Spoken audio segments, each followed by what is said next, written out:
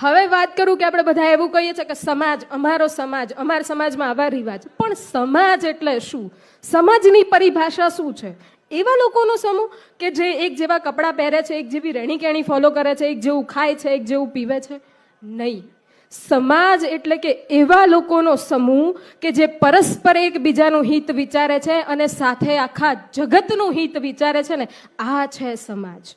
પરસ્પર એકબીજાને કેવી રીતે મદદરૂપ થઈ શકીએ અને સાથે ભેગા મળીને આખા જગતને કેવી રીતે મદદરૂપ થઈ શકીએ ને, આ છે સમાજ. પણ આપણે તો સમાજની પરિભાષા જ બદલી નાખી છે.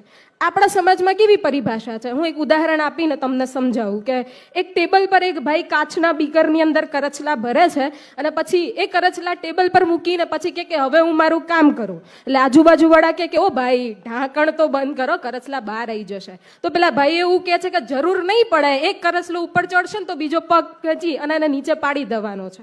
એટલે એક પણ કરચલું આમાંથી બહાર નહીં આવે. ને આપણા સમાજની પરિભાષા અત્યારે આવી છે કે આપણે પરસ્પર એવી હરીફાઈમાં લાગ્યા છે ને કે આને આટલું મામેરું કર્યું તો મારે આટલું કરવું પડશે, આને આવો મંડપ બાંધ્યો તો મારે એનાથી વધારે બાંધવો પડશે, આને આવો જમણવાર કર્યો મારે એનાથી વધારે કરવો પડશે, આનો આવો બંગલો કર્યો હું એનાથી ડબલ મોટો બંગલો કરીશ. આપણે પરસ્પર એવી હરીફાઈમાં લાગ્યા છીએ ને કે જેથી આપણે આર્થિક રીતે બહુ પાછળ ફંડોળાયા છીએ.